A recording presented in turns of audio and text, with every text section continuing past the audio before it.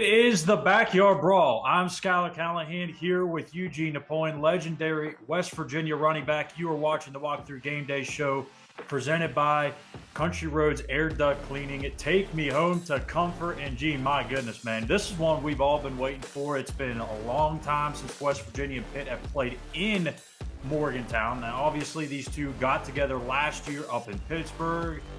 Things didn't go necessarily the way that they should have went. The ball literally bounced in Pitt's direction at the end as MJ Devonshire returned a pick six to defeat Mountaineers 38-31. But a pause on that for just a second. We're going to go quickly here into our thoughts from week two with these two teams. West Virginia getting a very convincing 56-17 win over Duquesne, and Pitt falling 27-21 to Cincinnati. So, Gene, we talked a little bit about it on the post-game show on Saturday, but it was pretty much what you expected to see in this game. It took a little while to get there. Maybe the rain delay or the weather delay helped kind of refocus this team, but regardless, they got there. They found a way to get that convincing, comfortable win.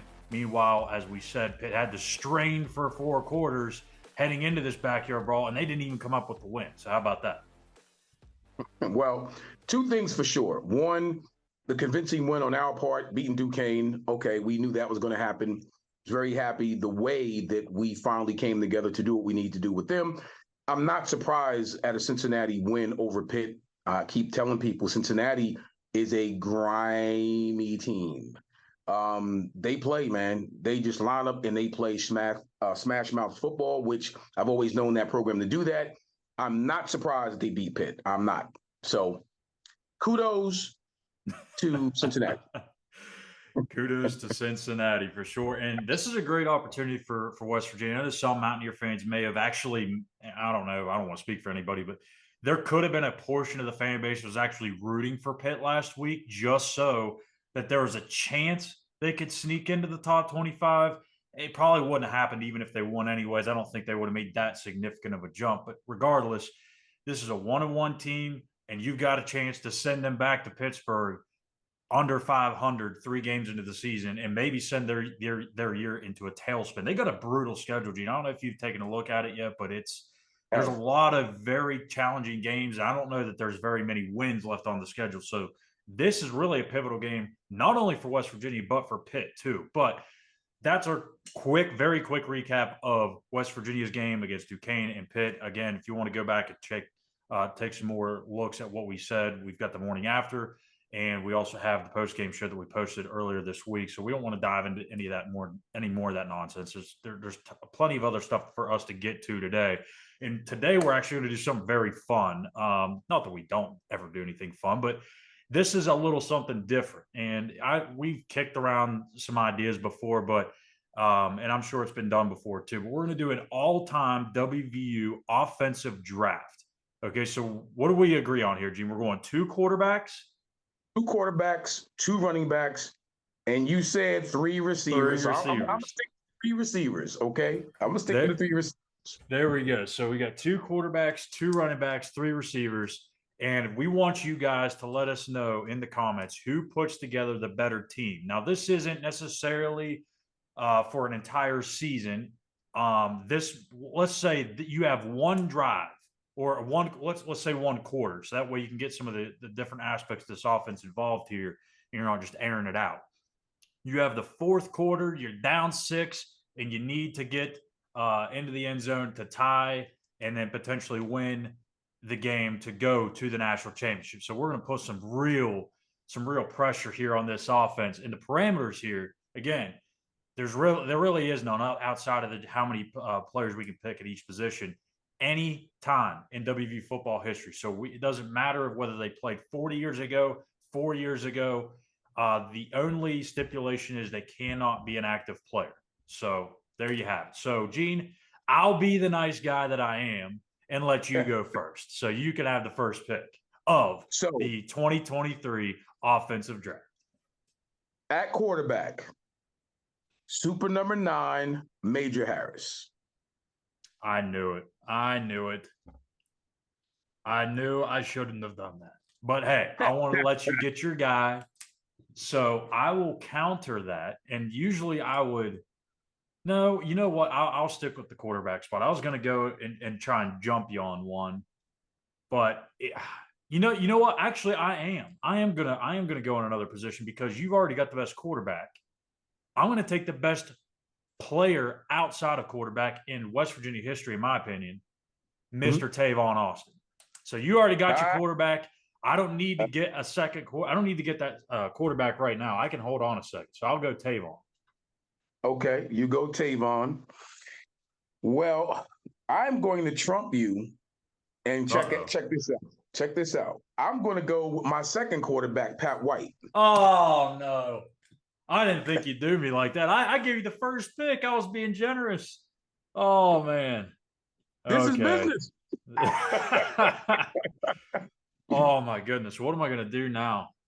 Major's hey, gone. I got a secret for you. The reason, and I'm gonna tell you at the end of this, my strategy for picking Mr. Pat White there. But go ahead. Oh, dang it. I should have known you were gonna do that. Oh man. So you got Major White, Major Harris, Pat White. I've got Tavon with my second pick. I'm very back and forth between two guys here. You know, I could go recency bias, but something in my gut tells me I'm going to go Mark Bulger. I'm going to go Mark Bulger. But since you got your two quarterbacks, it doesn't really matter. I'm going to end up taking Will Grier more than likely, but I'll go Mark Bulger right now. Okay. Now I'm going to slide on down to the running back position. And I'm going to take Steve Slayton. No! I think I'm killing you right now, buddy. Yeah, I think so. Man, oh man. So now do I take RB2 or do I go with another receiver? Man, you got some different interesting names out there, and I don't want to start rattling them off because I know you may steal one. Oh no! Listen, I got my list already. I ain't got to say nothing. I got my list already. Oh man! How do I want to approach this? This is tough. You know what? Give me Famous Amos. Amos Zaraway. That is a very good pick because he was actually on my list. There we go. I stole one.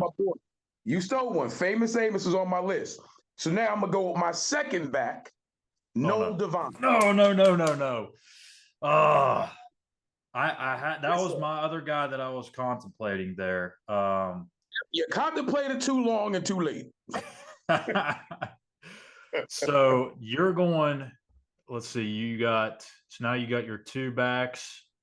I got my two. We only got two. We're going two running backs, right? And 3 receivers. 2 running backs and 3 receivers. Noel, and the crazy thing is Noel Devine and Steve Slayton did play together there for a tiny bit. So that's crazy to think about. But I mean, I think the obvious choice for me here, if I want to go running back here, is going to be Avon Coburn. So yes, I mean, you can maybe consider Letty Brown, Quincy Wilson, but I mean, come on, all-time leading rusher in WVU history. I'm going to go Avon Coburn. And you know what? Right now, the way our teams are setting up, I would have thought it would have been the other way around. You've got the guys that are more my era, and I've got some of the guys that were – I was in diapers when some of these guys were playing. So, interesting how that works out. Oh, yes. So, at wide receiver, my first pick, Reggie Rembert. Ooh. The freak of all freaks.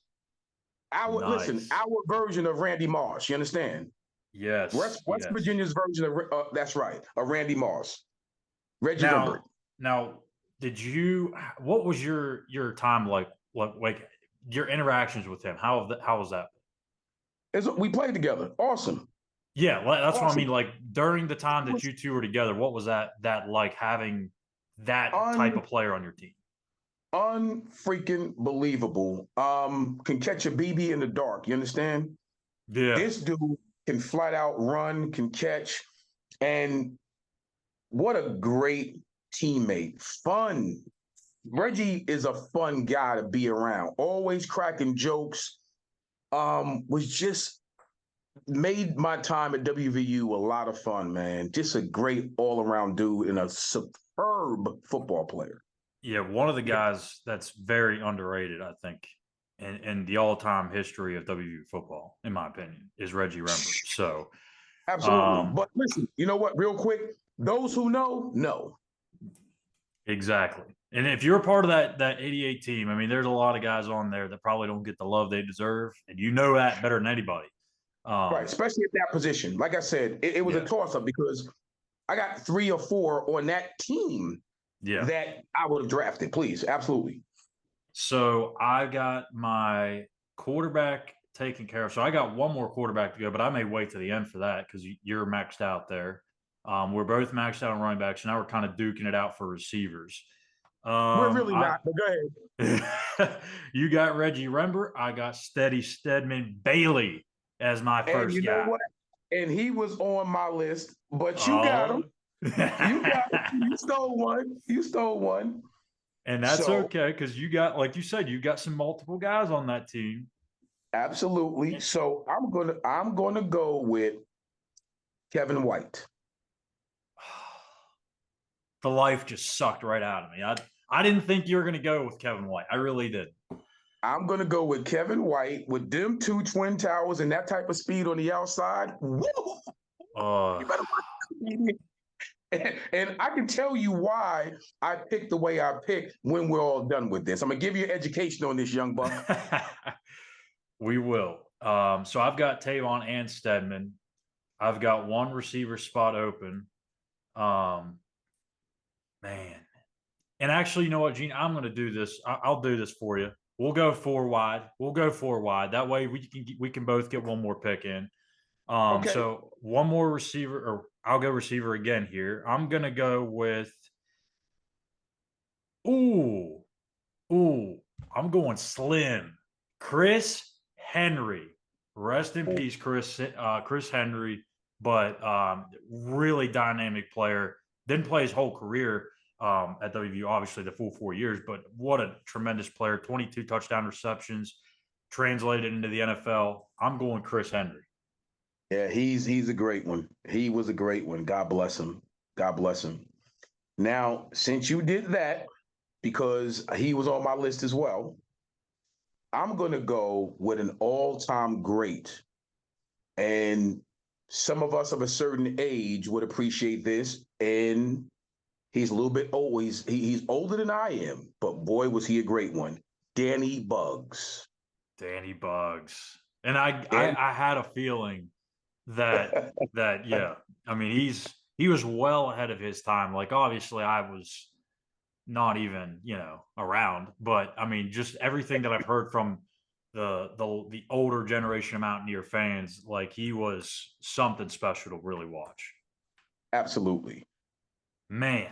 Okay. So I've got Tavon Steady, Chris Henry, got one more receiver to go. And then I got my second quarterback here. So, I could go so many different directions. When you look at this, it's almost incredible to see how many really good receivers West Virginia's had in their time. Absolutely. But I'm going to go with David Saunders. Oh, nice. Yes, sir. I was thinking maybe I get a do-it-all guy like a Jock Sanders, maybe get your throw-it-up guy like David Sills, but I'm going right there with David Saunders. That's nice. Now, for me to counter that, I need a guy that can play in the slot, but his hands are good enough to be an overall one receiver. Mm-hmm. It's none other than Gary Mullins. Gary Blue Mullins.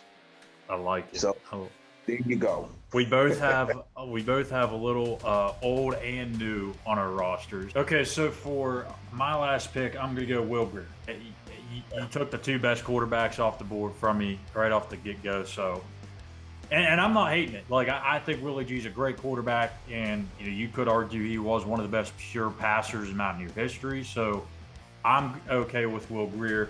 So now let's flash up this graphic here on the screen so you can see our team side by side. Team Eugene Napoleon at quarterback, Major Harrison, Pat White. At running back, Steve Slayton, Noel Devine. And then at receiver, you got Reggie Rembert, Gary Mullins, Danny Buggs, and Kevin White. And then for me at quarterback, you got Mark Bulger and Will Greer. At running back, you got famous Amos Zaraway and Avon Coburn. And then at receiver, Steady Stedman Bailey, Chris Henry, David Saunders, and Tavon Austin. So there are our teams side by side. Let us know in the comments if you're on YouTube who has the better team. Hashtag Team Schuyler, hashtag Team Eugene. We'll count them up. We'll revisit this next week so we can have a little banter back and forth on here about who's got the better team on this thing. And I think it's pretty clear. I've got the two best receivers in the history of Mountaineer football. Yeah, you may have the two best quarterbacks, but I got a pretty good quarterback room too. So we'll see. But anyways, You do. Quick thoughts on your process, because I know you said you wanted to talk about that real quick. Absolutely. Whenever you have a guy that can play multiple positions, you're always safe.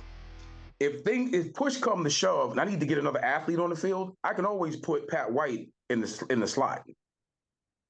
I can always put him as a tail. So if I want to go 5 receivers and just let Major just throw it out there to some serious athletes with all that speed and space, woo, that's a lot. If I wanted to do that. Yeah. And if I really wanted to get tricky, and it's there's no backs in the backfield, put Noel Devine at slot. Yeah, there's so many different options, and I feel almost guilty leaving a lot of some of these guys out of this, but it's like we're really tightening ourselves up here, so it's tough. But again, it is what it is. A little fun activity for us here on the Walkthrough Game Day show, but we're going to transition now into the Backyard Brawl, the best moments that have ever happened in this thing. Really, there's been moments on both sides of this. We won't really talk about that, that one game in 07. But Gene, you've played in this rivalry. You've been a part of this rivalry on both sides of it. For those that don't remember, Gene played and started his career at Pitt before transferring to West Virginia. But for me, I'll go and get my thoughts out of this first, because everyone wants to hear you obviously. But I think, to me, again, a lot of the games when they were playing when I was a kid, a lot of these things, when they stopped playing in 2011, Big 12, and West Virginia going to the Big 12, Pitt going to the ACC, that's a 10-year gap. So a lot of these games happened when I was younger. I would say probably the two most memorable moments on the West Virginia side would have to be the Stedman Bailey stiff arm, right, in 2011. Just sticks the guy, turns the other direction, runs into the end zone for the touchdown. And then that same game, Julian Miller just getting seemingly a sack on every play. They found a way to come back and win that game. And then I would have to go, obviously, with Tyler Bittenkurt, the game-winning field goal as the clock strikes 0 2 years later on the same field, the first time those two teams played since that game that no one really likes to talk about in West Virginia, where you could see the emotion on Scooter Berry's face on the sideline, just tears just rolling down his face, and it was just a really touching moment on the Mountaineer sideline. So those are my two. Again, I'm showing my age here, but Gene, you can probably tell us a little bit more about the history of this thing, having played in it back in the 80s. Dude, it was crazy. I think of when we went to Pitt and we beat them during our undefeated season. First off, let me that trip down memory lane, just thinking about that. Whenever, again, you beat Pitt, Backyard Brawl means so much. I don't think people really understand how much that means, especially if you are not really a Mountaineer fan. Yep. You kind of lose. It has the same, firepower as, when you talk about back in the day when Alabama played Auburn. Those two hate each other, UCLA and USC for some, you know what I mean? So, Nebraska and Oklahoma when it was the Big 8. You know what I mean? So This game means so much, but that particular win, it really put the exclamation point on West Virginia arrived at that point to let them understand we are going to play for a national championship. In beating you, it just goes to show you how dominant, we were that particular year. Now, the funny thing I think about last year, for some reason, resonated with me really, really hard. And I think it was because the way that game was played, and everybody was talking about it. It was a fever pitch, right? Yeah. And we played well enough to win the freaking game. Now, you would think I would go back through the annals of time in the 80s, and I just mentioned the one game, but last year meant so much because first time playing Pitt in a long time to kind of rekindle that rivalry, right? And the way we fought in that game, it showed me a little bit more about not the way that our team was coached, but about the grit of those players and the young guys really understanding what this meant to play Pitt as part as they played them. I will remember that game for a long time, win, lose, or draw, because West Virginia showed me a lot of heart. The young pups showed me a lot of heart. They showed me that they just was not going to lay down. And I think whenever you have a rivalry like that and the game is played that way, there's something special about the game. It brings me even closer to what's about to happen Saturday night in this upcoming game. I always say it, and it's cliche to say, you can throw the freaking scores out the window. You can throw the rosters out the window. What stands the test of time is the rivalry itself, and the fact that if you're of a certain age, the Backyard Brawl means almost more to you than just a score. It does, yeah. Absolutely. You know what I mean? If you went and talked to your dad about the Backyard Brawl, I guarantee you he's going to have some stories now. He's going to have some, it hits you in the gut almost when you think about it. Like, you're not even thinking about the scores. You're thinking about the matchups and the fact that you might even go back and say the time period. He may go back and say, I remember that game back in 19. And you're like, right. That's the history of this freaking game, man. And that's why I think the passion of it means so much. So whether you, again, obviously you want to be on the winning side of it. I have the win, and then I have last year's loss, but the passion is still the same, if that makes sense. Yeah, that to me is something that really shows how meaningful a rivalry is, right? Because this thing had been dormant for over a decade, or a decade actually.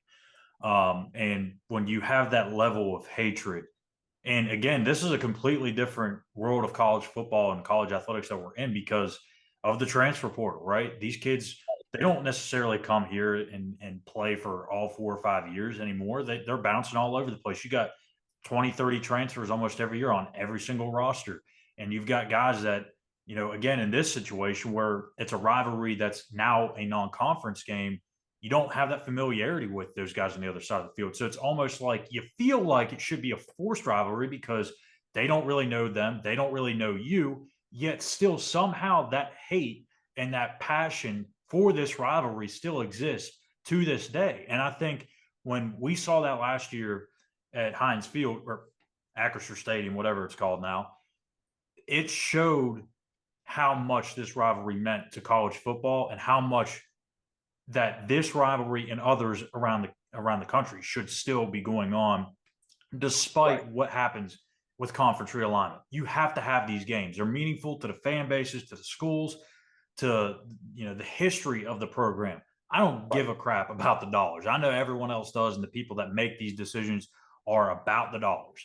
But at the end of the day, we've talked about it before here. Actually, I think you said it on Between the Years that, at some point you're going to start to see a decline in interest from fan bases because they're playing teams from halfway across the country. You're not getting the West Virginia Pitt, the West Virginia Louisvilles, the West Virginia Syracuse, West Virginia Virginia Techs. You're getting West Virginia and Arizona State. West Virginia and BYU. Yeah. West Virginia, Colorado. Like, I mean, come on. So I don't like What? that aspect of it, but Let's not be too hasty now. West Virginia, Colorado. Am I? No. eh, but I mean, I think at the end of the day, these rivalries have to find a way to exist, regardless of what scheduling looks like in the near future. I don't know, but that atmosphere last year in Pittsburgh was electric, and I know a lot of people thought West Virginia fans were going to take over that stadium. I myself thought that. I show up, and it's a pretty good turnout for both schools. I couldn't really tell that there was one side dominating the other. It was pretty even. This year, you obviously know it's going to be 95% West Virginia fans. And I asked this question, Gene, on Twitter the other day, that is this going to be the most electric atmosphere we've ever seen at Mountaineer Field? And I had so many people saying, no, no way. What the heck? No, there ain't no way. You're talking about the 88 season, the 93 season, Oklahoma game in 2018, the LSU game in 2011. And I get that. I do. But here's my point. I'm not asking if it was the best game in terms of the matchup. I'm not asking if it's going to be the two best teams that have ever played on that field. I'm talking about the atmosphere, because don't get me wrong, those atmospheres were great in their own respect. But you're talking about a rivalry that has been dormant in Morgantown for 11 years. You mean to tell me that an atmosphere against a non-conference opponent in LSU back in 2011 is going to have a more crazy atmosphere than this game, when you are playing your heated rival for the first time on your turf in over a decade? I mean, I don't know. Let To me say, me, I think this is going to be the new or the top best atmosphere in West Virginia football history, setting the records and the teams aside, just because it's been dormant for so long. I hope. I hope. And the reason why I hope, see, here's the problem with if people are not, if you're not a historian, right? Right now, our young people don't understand that history. They don't, right? So they don't go back and look at, if you ask the average student, they're not going to know that we hadn't played Pitt in 11 years. Yeah. So to them, it'll be just another football game and another night out. And Sure. hopefully they show. I hope that place is packed, right? They don't understand that part of it. I think if you went back, maybe in 2012, 2013, 2014, 2015, that fan is a different fan than we have now in 2023. Sure. And no Yeah. disrespect. I think the reason is because of all of the jockeying with the freaking transfer portal and these realignments with conferences, it threw off that whole deal where you would get so excited year in and year out. We don't have that now. It's just different, right? The most electric, listen, we've had some great games in Morgantown. When we played Syracuse to seal our 11-0 season in 88 in Morgantown, that night, for me, was the most electric night of them all. Wow. Okay. The Syracuse That game. stadium, that stadium probably could have fell into the freaking ground because that thing was swaying from side to side. Because you know why? People watched history be made that night. It's a good point. We beat Syracuse to be 11-0, to clinch a national championship berth at home on national television. So the whole country was watching that game. All of college football was zoomed in on that game, because had we lost, Nebraska would have been playing Notre Dame for the national championship. Yeah. So you know they were looking with a vested interest. Yeah. I mean, So that now that I think about it, like I do think some of those games, like the one you're talking about, like the, even I hate to say it, but the '07 Pitt game. I mean, now the atmosphere, I'm not sure. I wasn't there. I'm just assuming that the atmosphere leading up into the game and maybe even a little bit throughout, it was probably, up there because of what was on the line. And you talk Absolutely. about the Oklahoma game in 2018 when they had changed to go to the Big 12 championship. Like that was electric. I was there for that. Yeah, But again, I just think when you haven't played a rivalry in so long in your home stadium, I think that weighs a lot into why I I agree. think this is going to be one of the top. Maybe it's not the top, maybe top three, maybe top five. But I if it's agree with you. anything less than that, I think it's a disappointment. And I'm hoping it's not. I'm telling you, I'm hoping to sit back and watch this game. Uh, I'm hoping that stadium is standing room only. Yeah. It is Yeah. sold out. It is sold out. I'm hoping it's so loud that my TV cracks.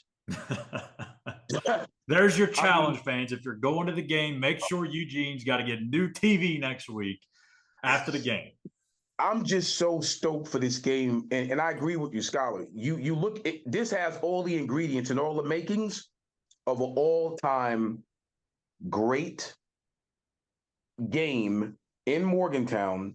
And the funny thing is, it's only week 3. Yeah. That's what I love about it. It only gets better from here. Right. But boy, we can really get this thing going with a victory against Pitt. Absolutely. So we'll revisit this game here in just a few moments when we get to predicting that game.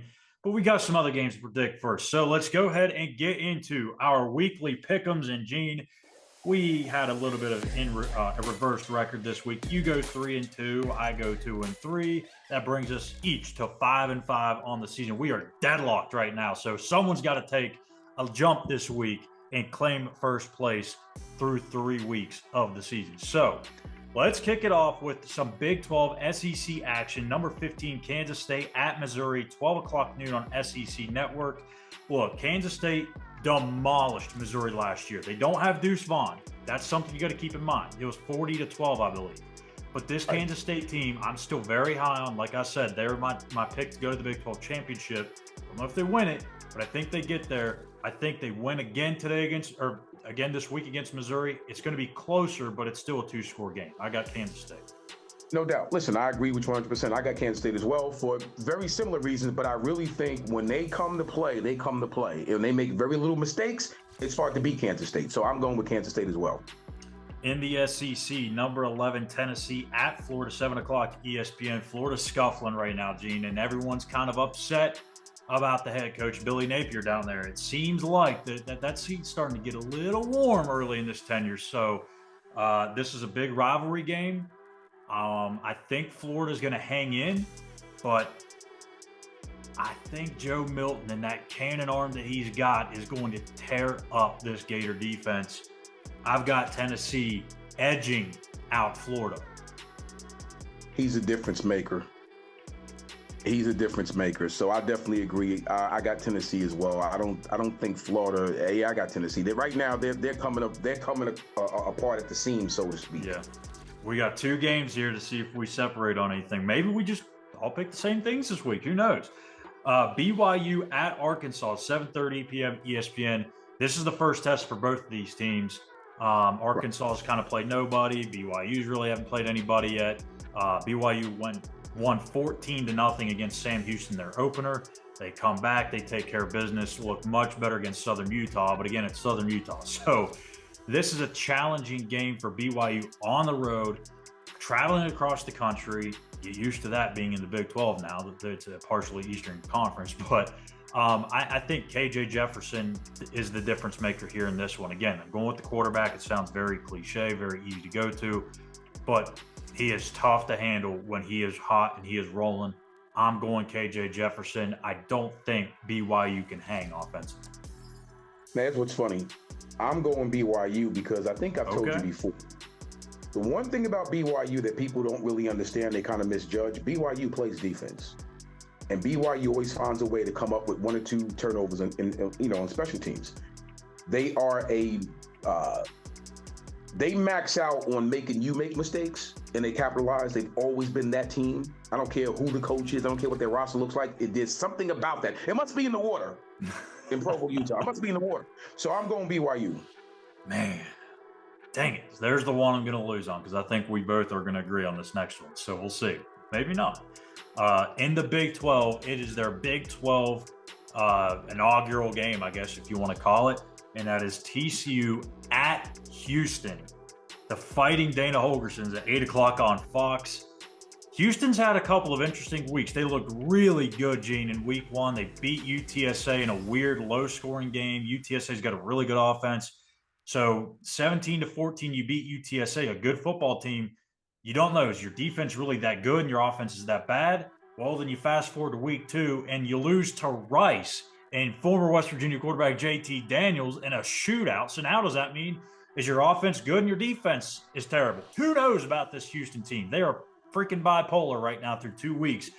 I can't stand that inconsistency. We know about what that is like with Dana Holgerson. Too much of this, too much up and down right now. It's a young team trying to figure things out in a tough league. I'm going TCU. You already know where I'm going. That's why I said dang it on the last pick, because that's probably the one you'll win on. Hey, look, go Horned Frogs, right? Listen, I don't care if we're playing in the supermarket and I got 3 cashiers out there against Houston. I'm going to go with the 3 cashiers. So let's go to There you have it. And the game that we're all here for, it is the Backyard Brawl. And again, like you said, it doesn't matter where these two teams play. It could be on the moon, it could be on Mars, on planet Earth. Who knows? It doesn't even matter if it's the back Walmart parking lot at Walmart. When these two teams get together, there's bad blood, there's hatred, passion between these two fan bases. It's a heated rivalry between West Virginia and Pitt. Coming up this Saturday at 7:30 on ABC.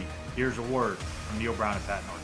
I know this is one that's been circled for a long time. It's been sold out for a long time. I like coaching, period. I like playing wherever we get to play. And so, yeah, this is heated. I like going to different places. I think that's all part of the pageantry of college football. I think it's a game that their fans like to see. But it's a football game that means a lot to a lot of people. I think our Pitt fans are passionate. West Virginia fans are passionate, and it comes down to passion. A lot of people coming into town for this. We'll learn more going down there. I think the kids will really learn what the rivalry is on the road and how hostile it is. But I hope it's electric. It's a great opportunity, and we understand that, and our players look forward to getting back into that. We want to see you play well in those games. So I am very excited for it, especially after all of the guys explain some of the history behind it and a lot of the hatred, and just seeing that, like, not only from teammates but like from fans. If I go into stores and go get food, and if I have my West Virginia stuff on, they're like, let's beat Pitt. Like that's the main thing. Even before the season started, that's like the focus. So having a chance to go out there and be part of history, I think it's going to be exciting. It's a different kind of atmosphere, different kind of energy. Sure, this is always been a big game. I was always watched. Every person that's been in that atmosphere, been in that situation, you understand that feeling of the atmosphere of that backyard brawl, and it's certainly different. All right, Gene, so here we go. West Virginia Pitt, the Backyard Brawl, back in Morgantown for the first time in over a decade. I can't go against the Mountaineers, can I? I can't possibly do it. I mean, if I'm being realistic, maybe you, and I hate to say this, maybe you trust Pat Narduzzi a little bit more, even though I can't stand Pat Narduzzi. But you know what? I've got to go with West Virginia. West Virginia wins this game at home. They get that revenge from last year's game, 38-31. West Virginia should have won that game a year ago. There's so many things that went against them in terms of the way that game unfolded with the interception. They didn't go for it on 4th and short. Things changed this year. The crowd's behind them. It's going to be an electric atmosphere in Morgantown, we think. And I think that will help West Virginia to victory. Gene, give me who you got. I know who you got, but go ahead and give me your keys to the game, too, while you're at it. You already know who I got. Listen, West Virginia will win this game. They will beat Pitt at home. And you know what? We're going to speak. It will be an electric atmosphere in Morgantown. Keys to this game is dominate the run game in this game for us. Let's dominate the line of scrimmage. Let's pound these jokers for almost 200 yards on the ground. This game is going to be the game that, you know what? Mr. Green's going to become a legend in this game. Mr. Green's going to become a legend. Mr. Green is going to become a legend in this game. Check this out. 3 touchdowns in the air, 2 on the ground. I said Five it. 3 touchdown touchdowns in day. the air and 2 on the ground. We beat it 35-21. You heard it here. Wow. A 5 TD day for GG, and what ultimately makes him a Mountaineer legend right out of the chute. So I love it. Hungry. Let's go, young man. That's going to do it for us here on the Walkthrough Game Day Show, presented by Country Roads Air Duct Cleaning. That's Eugene Napoleon. I'm Schuyler Callihan. Thank you guys for watching another week. We'll be back here Saturday night to recap the game on the Mountaineers Now post-game show. Again, Sunday morning. We'll have the morning after, and then we'll be back to our regular schedule. And next Thursday, we'll be back here to preview West Virginia and Texas Tech. So it's time to brawl, y'all. Thank you guys for watching, and we'll see you on Saturday night. Take care. Do you have dirty air ducts? Is your dryer vent plugged up? Well, odds are you probably don't know the answer to that question. Fortunately for you, we know a guy. Give Justin at Country Roads Air Duct Cleaning a call at 304-639-3395 for your free home evaluation. That's 304-639-3395. Country Roads Air Duct Cleaning. Take me home to comfort.